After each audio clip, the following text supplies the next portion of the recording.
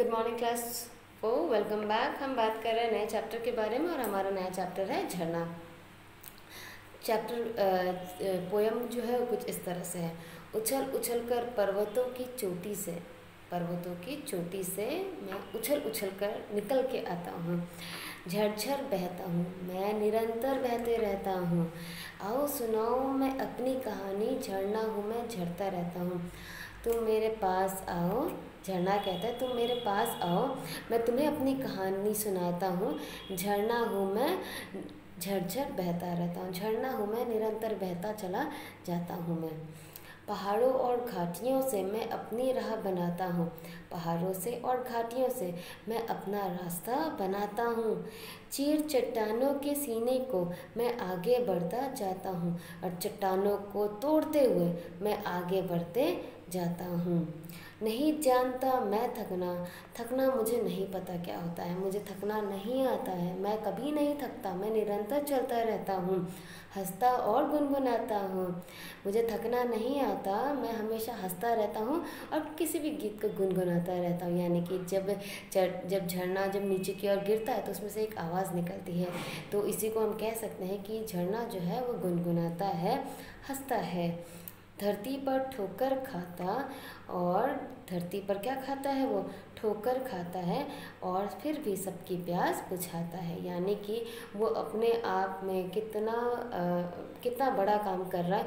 वो अपने आप में सारा पेन ले करके भी वो दूसरे के रिक्वायरमेंट को फुलफ़िल कर रहा है। यानी कि वो दूसरे की ज़रूरतों को पूरा कर रहा है। वो ये नहीं देख रहा है कि बदले में वो अपनी चाहतों को, अपने डिज़ायर्स को वो कभी भी मोल नहीं दे रहा है। वो अपने बारे में बिल्कुल नहीं सोच रहा है, बल्कि मुसीबतों को पार करते हुए वह लोगों की भलाई के काम ही आ रहा है।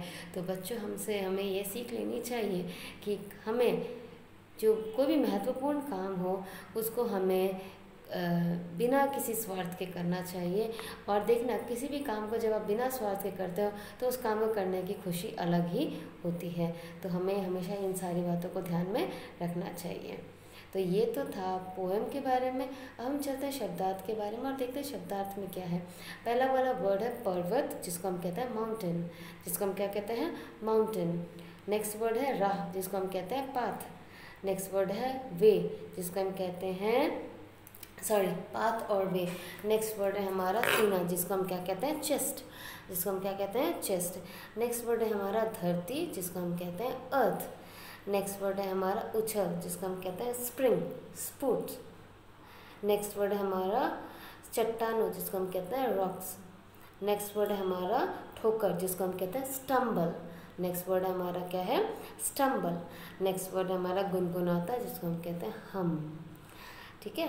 नेक्स्ट वर्ड हमारा प्यास, जिसको हम कहते हैं थर्स्ट। नेक्स्ट वर्ड क्या हमारा प्यास, जिसको हम कहते हैं थर्स्ट। ठीक है। अब हम चलते हैं हिंदी शब्दार्थ की ओर, देखते हैं क्या है हिंदी शब्दार्थ में। पहला वर्ड है हमारा पर्वत, जिसको हम कहते हैं पहाड़।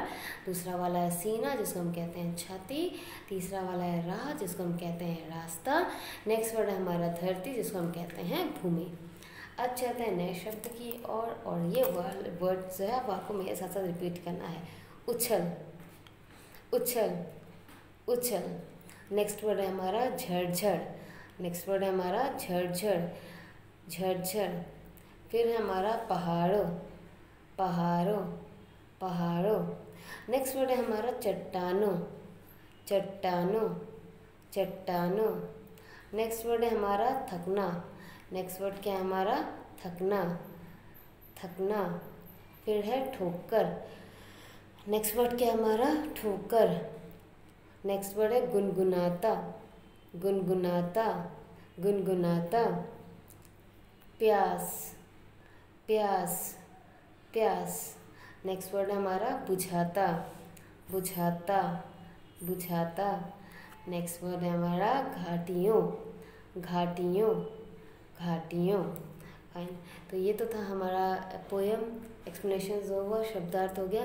तो what you have to do children, आपको ये सबसे पहले नए वर्ड्स लिखना है, नेक्स्ट शब्दार्थ पूरे लिखना है, इंग्लिश और हिंदी दोनों के, और आपको पोएम भी लिखना है। तो आज ये सब चीज़ आज आपको अपनी कॉपी में लिखना है। बाकी का इन्फॉर्मेशन आपको व्हाट्सएप में दे दिया गया है, वो आपको चेक करना है। Thank you so much and have a great day ahead. Thank you.